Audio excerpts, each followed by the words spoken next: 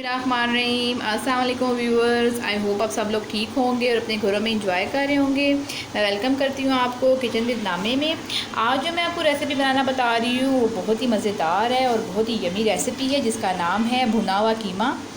तो ये तो बहुत ही आसानी से बन जाती है और मैं आपको बिल्कुल घर के मसालों के साथ इसको बहुत ही अच्छे तरीके से बनाना बताऊँगी।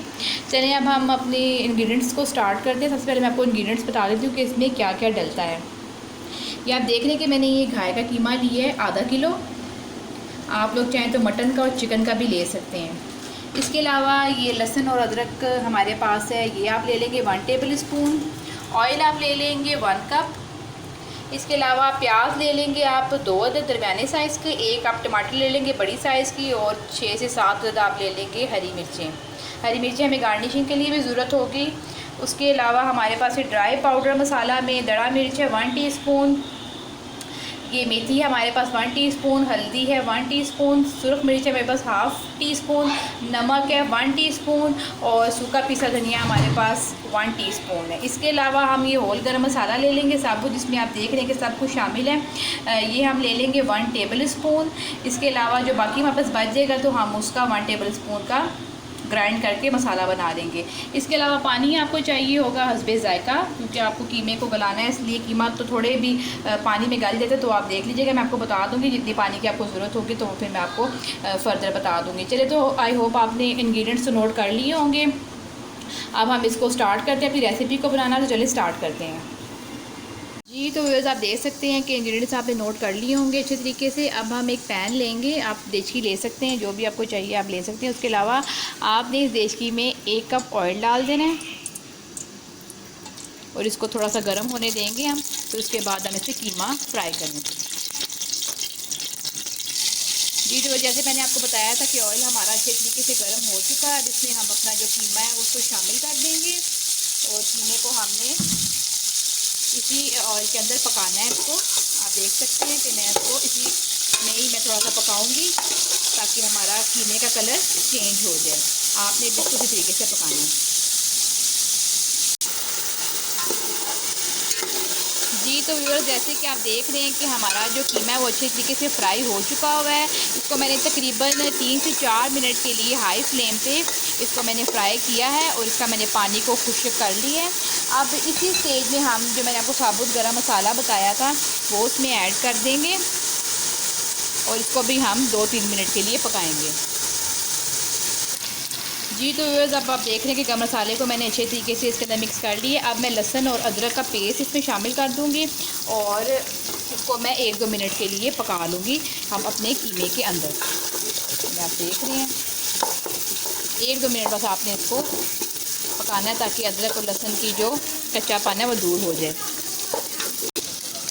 जी, तो व्यूअर्स मैंने अब लहसुन और अदरक को अच्छे तरीके से पका लिया। अब इसी स्टेज में मैंने प्याज को डाल दिए। 1-2 मिनट बस मैंने लहसुन और अदरक को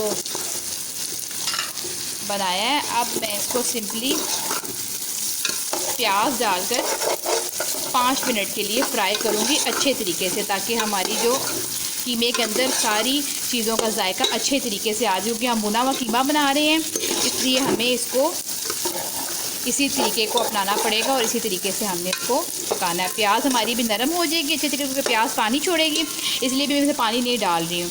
अभी ये भी अपने ही पानी में ये पकेगा और श्रिंक होगा जब प्याज, तो फिर हम इसमें मसाले अपने डाल देंगे सारे और उसमें पानी लगा देंगे। मैं आपको नेक्स्ट स्टेप बताती हूँ उसका। जी, तो इस स्टेज में हमारे प्याज हो चुके हैं। अब इसमें हम टमाटर अपने सारे शामिल कर देंगे। टमाटरों को आपने अच्छे तरीके से मिक्स कर लेना है। ये आप देख रहे हैं ये अच्छे तरीके से मिक्स हो चुके हैं। इनको भी आपने 1 से 2 मिनट के लिए पका लेना है अच्छे तरीके से, ताकि टमाटर हमारे नरम हो जाएं और अच्छे तरीके से गल जाएं। अब हम इसमें डाल देंगे हम जो हमारे पास जितने भी स्पाइसेस थे, हमारे ड्राई पाउडर मसाला, वो हम इसमें सारे शामिल कर देंगे। हरी मिर्ची हम इसमें डाल देंगे इसी स्टेज में और इसको हम मिक्स करके तकरीबन 1 से 2 मिनट को हम मिक्स करेंगे मज़ीद और इसमें हम पानी लगा देंगे तकरीबन गिलास आपने पानी लगा देना, ताकि हमारा कीमा, क्योंकि कीमा हमारा भी कच्चा है, उसको गलने के लिए हमें पानी लगाना है, इसलिए हम उसमें तकरीबन 1.5 गिलास पानी के लगा देंगे। जी तो फिर हमारा जो कीमा है वो अच्छे तरीके से फ्राई हो चुका है मसालों के साथ। अब इसमें मैंने जो आपको बताया था 1.5 गिलास पानी का मैं शामिल कर दूँगी।